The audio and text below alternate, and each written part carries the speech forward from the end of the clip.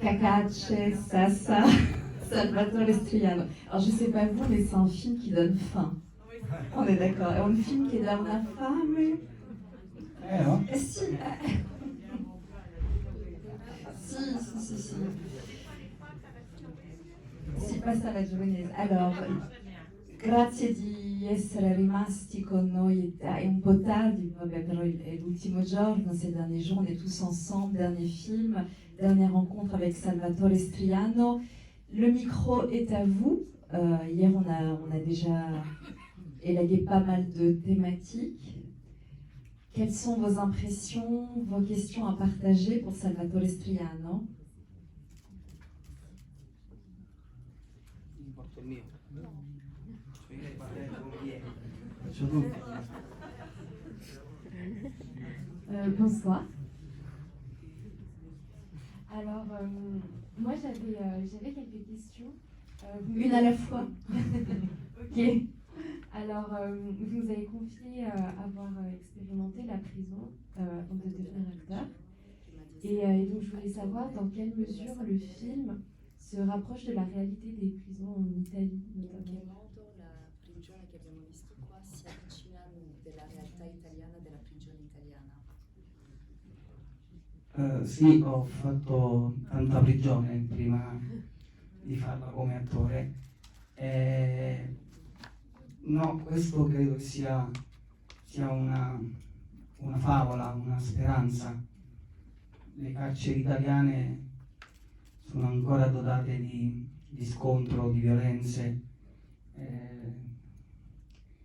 e quasi sempre non funzionano, anche se qui davanti avete un'eccezione, perché su di me il carcere ha funzionato. In piccola percentuale in Italia si vive un carcere possibile, però la stragrande maggioranza dei detenuti è abbandonata a se stessa e molto spesso sono anche assoggettati a delle violenze. Abbiamo avuto dei casi durante il Covid, quando è nato il Covid, dove i carcerati venivano prelevati e torturati per farli stare buoni, quindi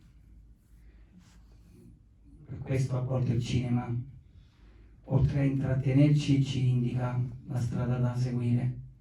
E secondo me questa è una strada meravigliosa perché è fatta di umanità. Dans ce film, il s'agit d'une fable. Bien évidemment, les prisons sont bien plus violentes. Il y a des heurts et des violences au quotidien. La prison ne fonctionne que pour un faible pourcentage de détenus. J'en fais partie. Pour moi, la détention a été un succès. J'en suis un modèle vivant. Souvent, en Italie du moins, les détenus s'auto-abandonnent.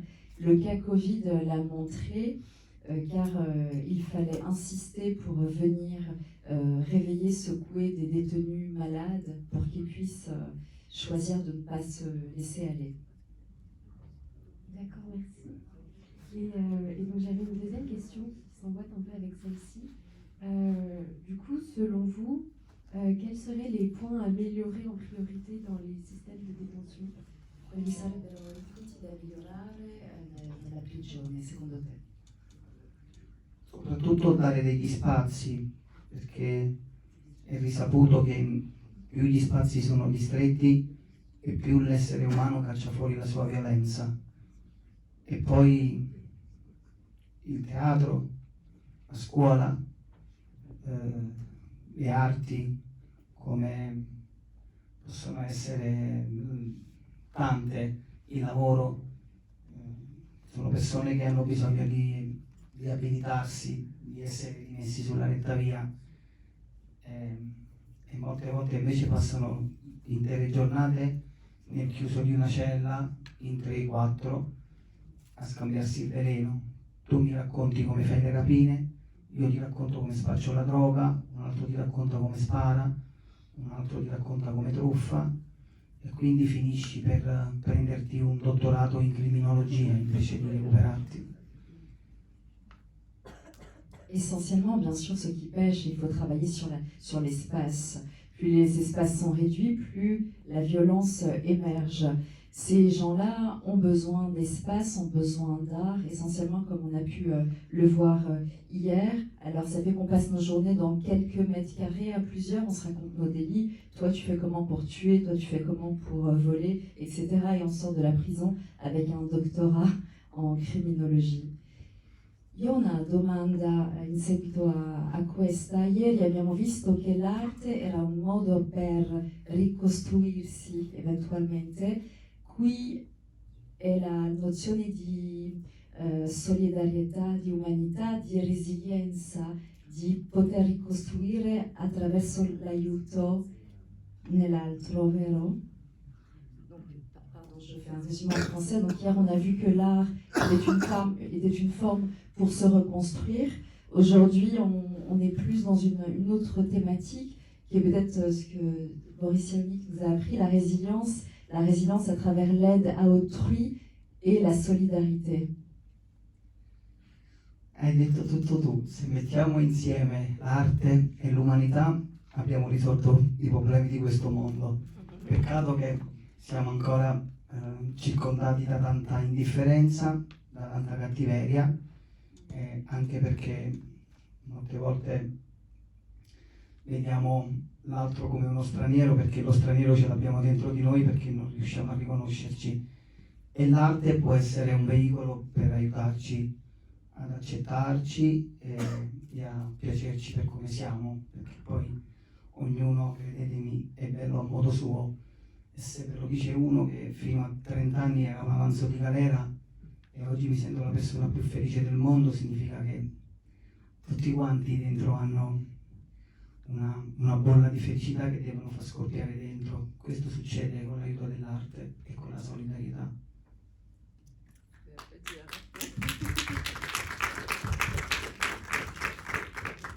Pour le plaisir des mots en français, même si vous avez, je pense, compris, si on additionne l'art et l'humanité, on trouve tout comme possibilité de guérison. Bien sûr, on a tous la possibilité d'être méchant, la possibilité d'être un délinquant. On porte tout cela en nous, ce sont des questions de choix. Mais il y a du bon en chacun d'entre nous, c'est aussi un choix de le laisser émerger et éclore. J'ai fait plus de 30 ans de prison, je suis le modèle vivant que tout est possible. Et on a tous en chacun de soi la possibilité du bonheur. Filosofia questa. E l'arte. Una domanda? Sì. In italiano se vuole. Sì, in italiano sì. Allora, a proposito di arte, ho trovato questo utilizzo della luce alla Caravaggio, cioè nel senso la luce che colpisce i personaggi che normalmente sono scartati dalla società, l'utilizzo che faceva lui della luce. E poi una domanda un po' pratica, tecnica, una curiosità: il carcere, questa struttura che secondo me è di una bellezza malinconica e nostalgica, dove si trova esattamente? E poi una questione un po' più filosofica: è possibile che ci sia empatia tra le guardie carcerarie e i carcerati, nonostante tu stesso abbia detto che questo film è una sorta di favola? E quindi mi piacerebbe sapere se questa divisione, no? Normalmente il bene e il male, mettiamola così, secondo le convenzioni, ecco, è possibile che ci sia ogni tanto, come si dice, una messa in discussione di questo sistema.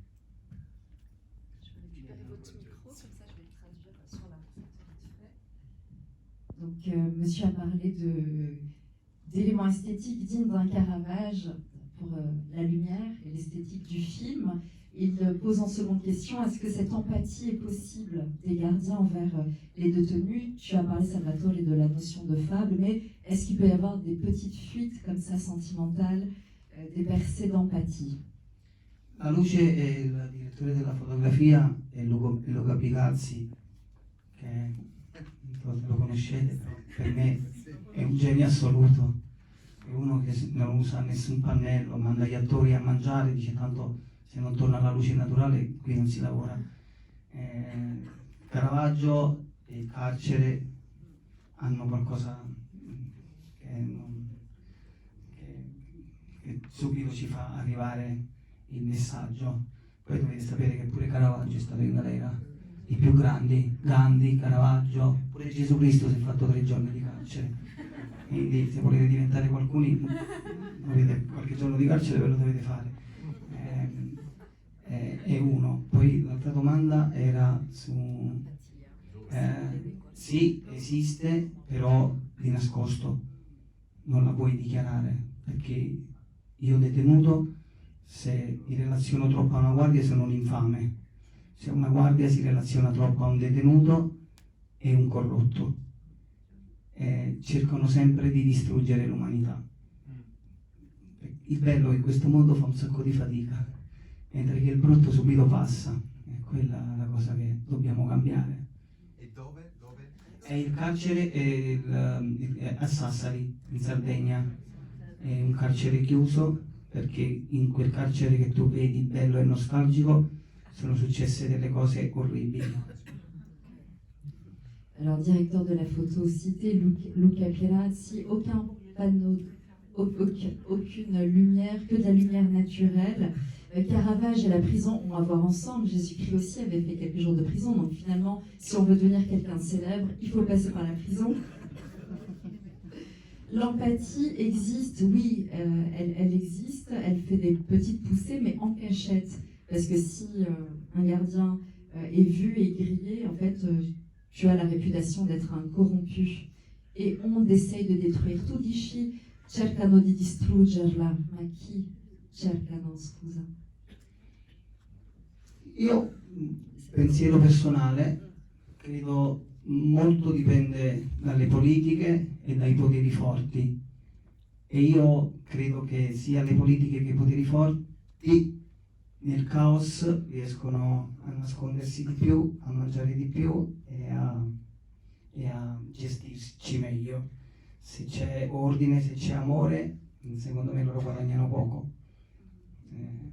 E il popolo si deve far sentire un po' di più, ma non come si fa di solito, che si esce e si distrugge una città per manifestare. Dobbiamo trovare altre forme di manifestazione per far abbassare la testa ai poteri e dare quello che serve a noi cittadini. Il y a beaucoup de choses. Vous allez m'aider. No, lo dico perché voi francesi siete pericolosi quando... Beaucoup de choses naissent du chaos. Ça, c'est une phrase qu'on connaît de Chaplin, peut-être, je ne sais plus. Du chaos naissent les étoiles, c'est un peu ça. C'est de Charlie Chaplin, c'est ça. Bien sûr qu'il faut remonter aux politiques, évidemment. Salvatore pense que le peuple doit se faire entendre un peu plus, pas dans des formes violentes de contestation, mais on doit trouver d'autres formes de contestation pour revenir absolument à cette humanité, à cette solidarité, à cet amour. Parce que c'est l'amour et l'humanité qui mettent naturellement l'ordre dans une société et dans un environnement. Poi voglio dire una cosa molto bella di questo film, che da quando è uscito abbiamo una grossissima richiesta da parte degli istituti penitenziari che vogliono vedere questo film all'interno degli istituti. Soprattutto la richiesta arriva dalle guardie, significa che hanno una forte necessità di far vedere che anche loro hanno un lato umano, e questa è una bella speranza per noi. Io lo so che i carcerati sono i cattivi di turno, però riflettiamo su una cosa: sono l'unica categoria che pagano col carcere i loro errori, e quindi credo che un pochettino di rispetto lo meritano anche loro, perché molte volte commettiamo degli errori morali che sono molto più gravi di errori penali, come tradire una moglie, abbandonare una famiglia, come non riconoscere un fratello, ci sono tante cose, o non rispettare un luogo di lavoro,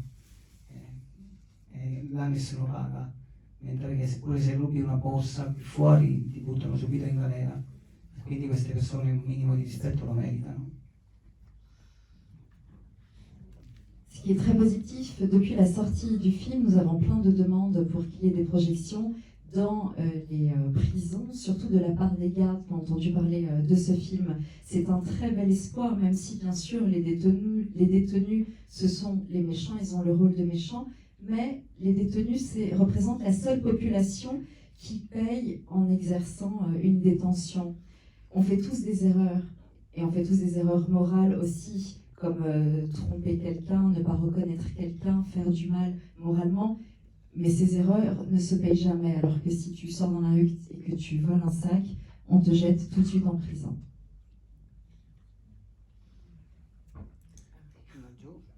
Io non lo sai, sono un balletto velocissimo.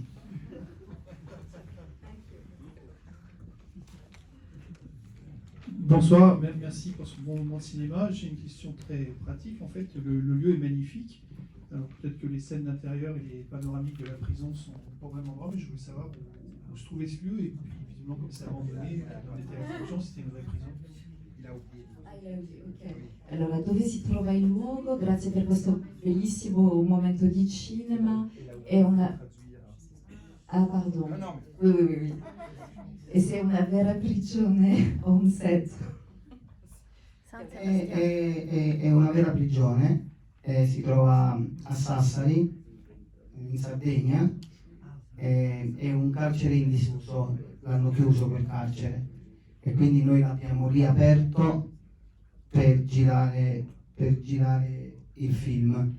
Però, visto che la domanda mi invita a fare un complimento grande allo scenografo del film, perché dove avevamo le celle, quelle celle sono state tutte costruite.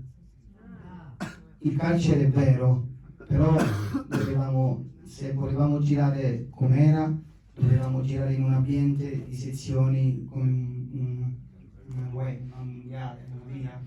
E invece Leonardo voleva che fosse una roba circolare e quindi lo scenografo ha fatto un grande lavoro perché non si vede che comunque è un set costruito.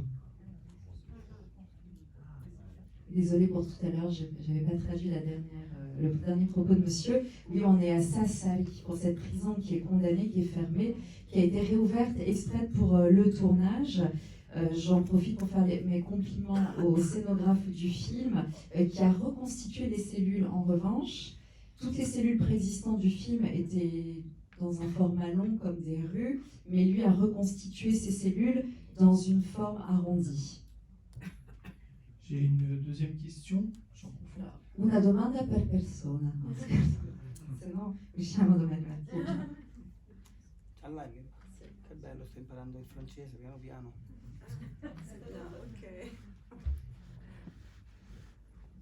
Oui, juste une seconde impression artistique après celle de Caravage. Est-ce que si nous parlons de Buzzati à partir de ce que nous avons vu, on se trompe ou pas?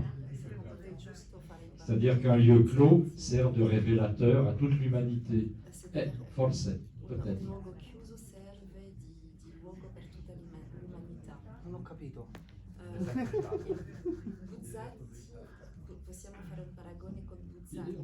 On peut faire référence au désert des Tartares, l'enfermement d'un lieu.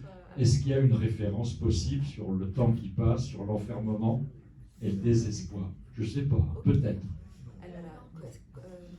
La metafora di essere chiuso può essere una metafora di tutta l'umanità, secondo te?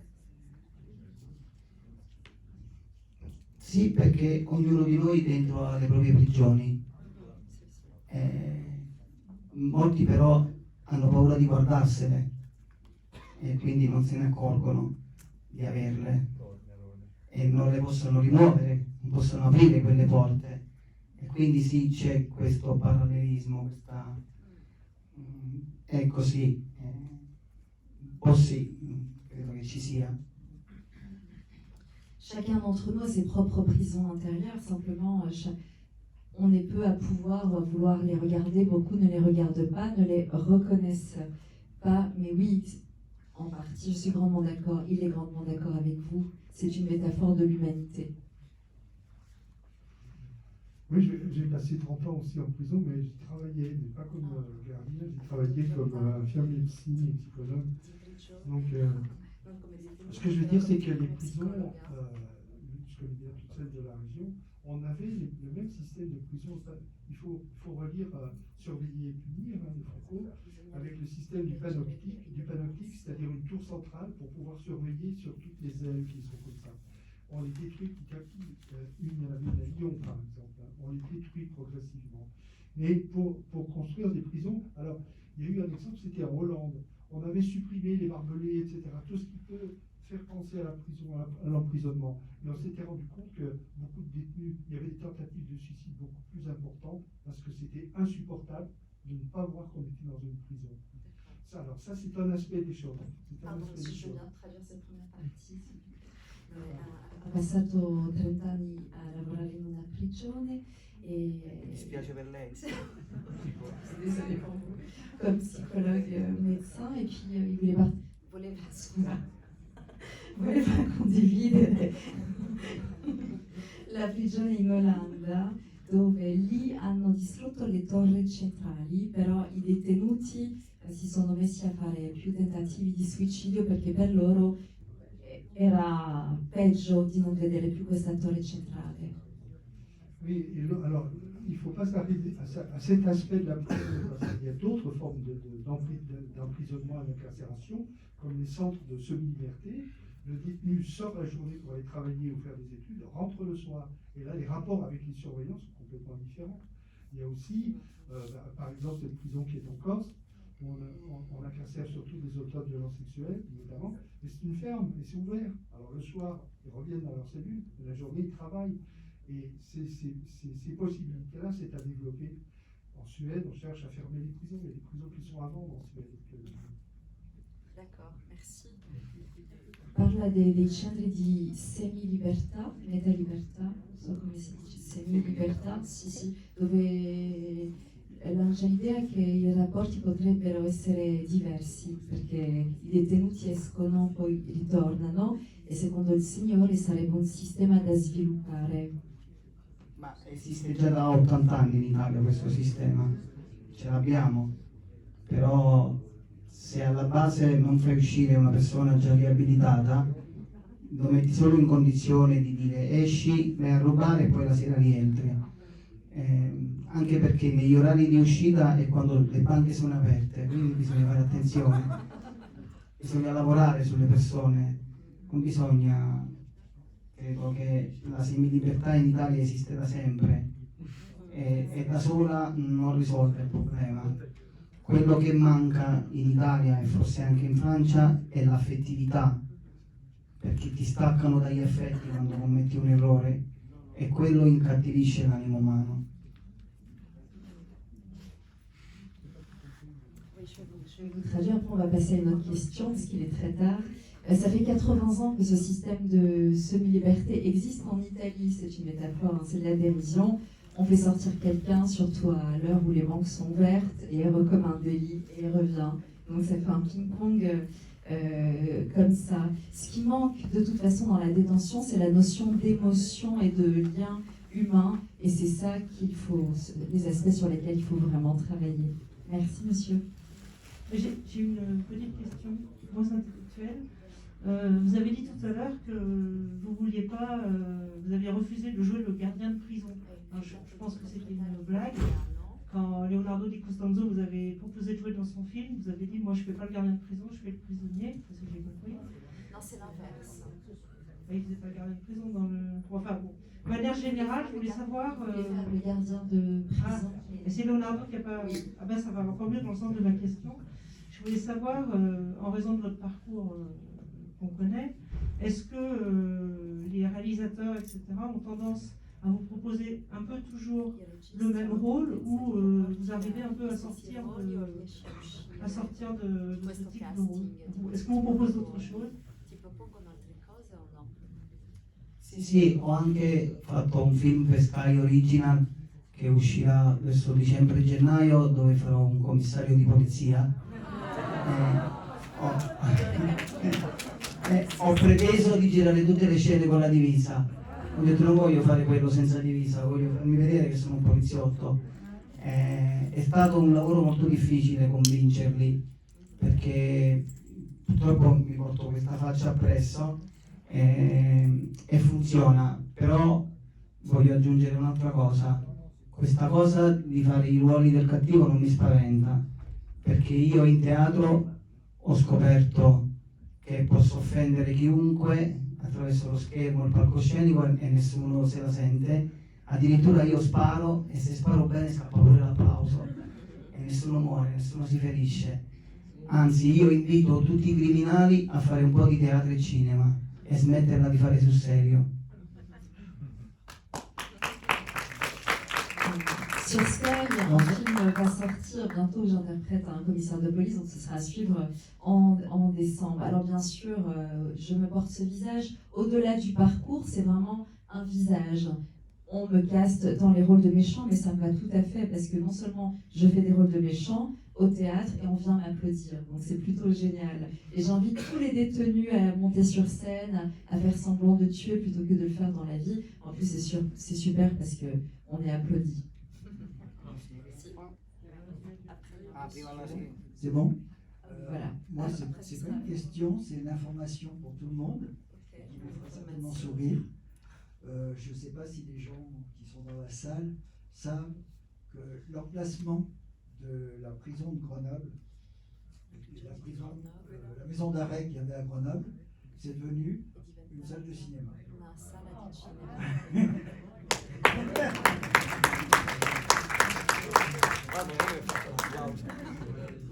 Merci.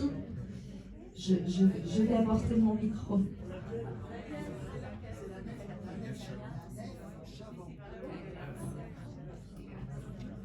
Allora, prima di tutto buonasera e grazie per questo bellissimo film, veramente, e grazie a tutta l'equipe. È possibile rivolgere il complimento. E poi no, mi chiedevo se, diciamo, quando e come lei ha scoperto il teatro, se vuole condividere con noi questa esperienza. Grazie. Madame n'était certainement pas là hier. Elle demande comment et où Salvatore Striano a découvert le théâtre. Sarò ripetitivo per le persone che c'erano già ieri, quindi cercherò di dirlo con parole diverse per non annoiarli. Ero in galera, ero in carcere, ero appena arrivato dalla Spagna perché mi hanno arrestato là, ero scappato in Spagna e mi hanno poi trasferito in Italia. Ero in profonda crisi depressiva perché avevo perso la mia famiglia, i miei genitori sono morti e quindi io mi sono isolato dal mondo e per fortuna un carcerato mi ha portato un copione nella cella e mi ha chiesto se io volessi partecipare a un laboratorio teatrale, però mi ha proposto di fare la donna in un carcere di tutti uomini dove non c'è intimità e quindi poi mi sono spaventato, ho detto manca solo che questi mi violentano qui dentro. Poi alla fine ho letto quel copione e quella donna era molto simile alla mia mamma e così ho deciso di andare in scena, anzi di portare la mia mamma in scena, e quando ho messo i piedi sul palcoscenico ho capito che io mi potevo perdonare e che non ero uno scarabocchio, dovevo soltanto insegnarmi meglio e il teatro ha fatto tutto il resto perché mi ha dato un nuovo linguaggio, un nuovo atteggiamento e mi ha fatto capire che prima di fare delle cose bisogna fare delle prove, proprio come si fa a teatro. Un grande drammaturgo napoletano, Edoardo De Filippo, diceva che gli attori fanno bene quelli che gli altri sbagliano nella vita e io ogni mattina prima di uscire di casa faccio un po' di prove per non fare guai.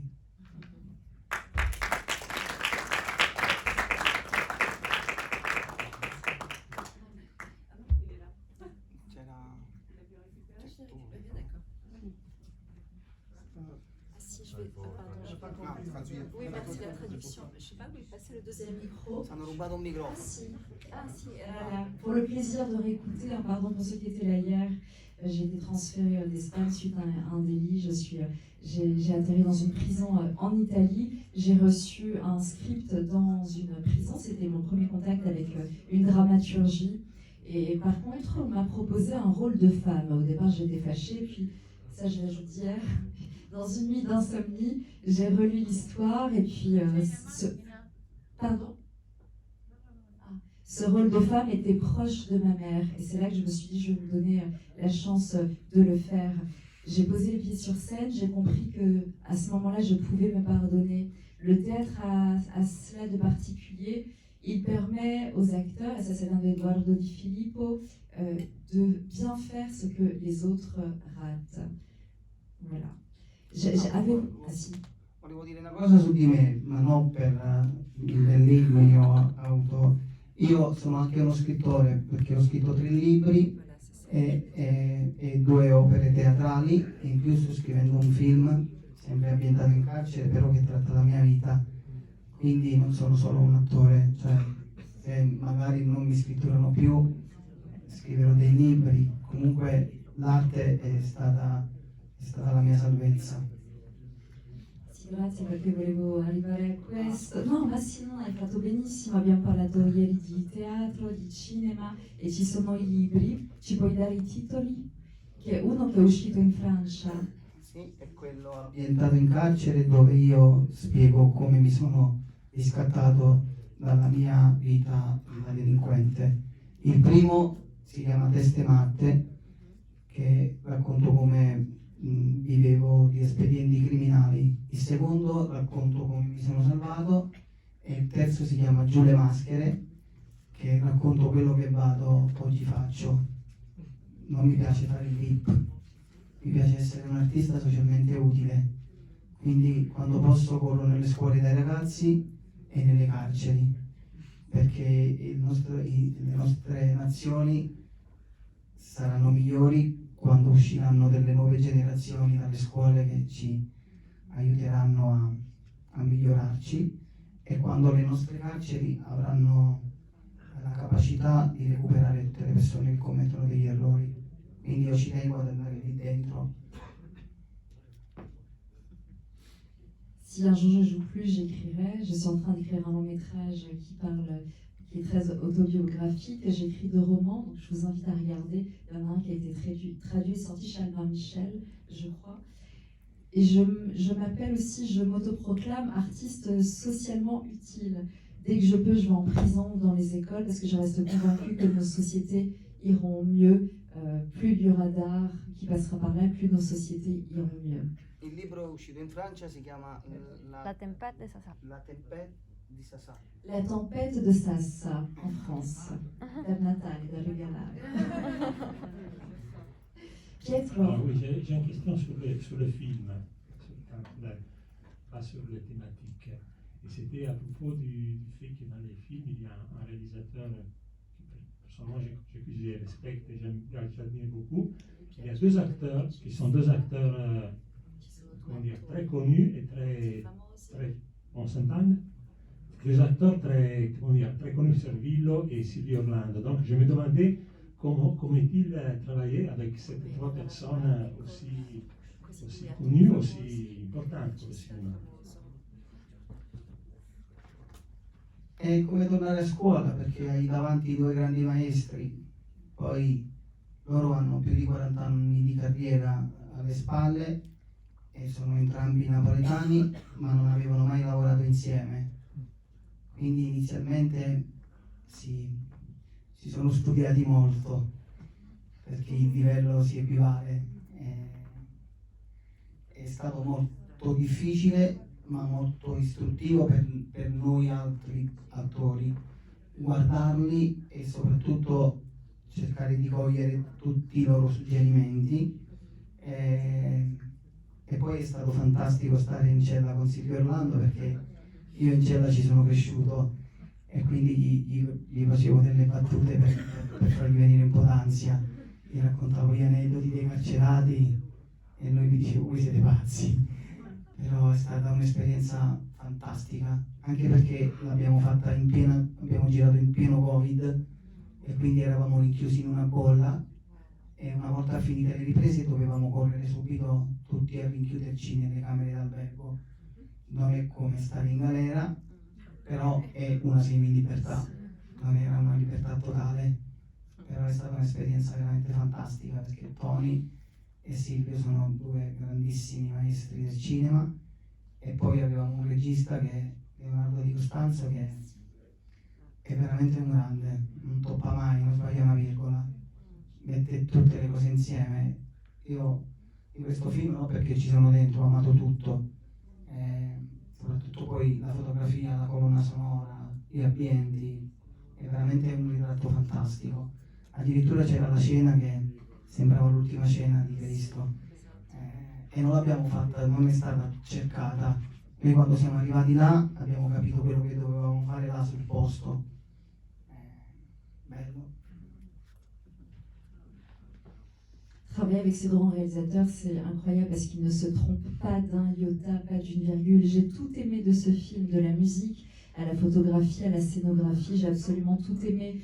Nous avons tourné pendant la période de Covid, donc nous tournions la journée, nous devions retourner dans ce qui peut s'apparenter à une semi-liberté à l'hôtel. Alors oui, ça a été, comme je reviens au début, ça a été, le fait de les rencontrer, c'était comme retourner à l'école avec cette même excitation. Ils ont chacun plus de 40 ans de carrière, en plus ils sont napolitains, donc on s'est bien étudié et puis on s'est bien capté. Pour moi, ça a été très difficile mais très instructif et il fallait juste être là, regarder et accueillir leurs suggestions dans notre jeu. Et puis partager une cellule avec Silvio, c'était vraiment génial. Je passais mon temps à lui raconter des blagues un peu vaseuses, histoire de lui mettre du stress, mine de rien. Grazie. I sedili diventano dei lettini, potete dormire qua se volete, così domani mattina, perché sarebbe il primo cine-hotel del mondo. Sarebbe una cosa fantastica. Il prezzo è 20 euro, guardi il film, domani mattina ti arriva la colazione, dormi qua, pensiamoci.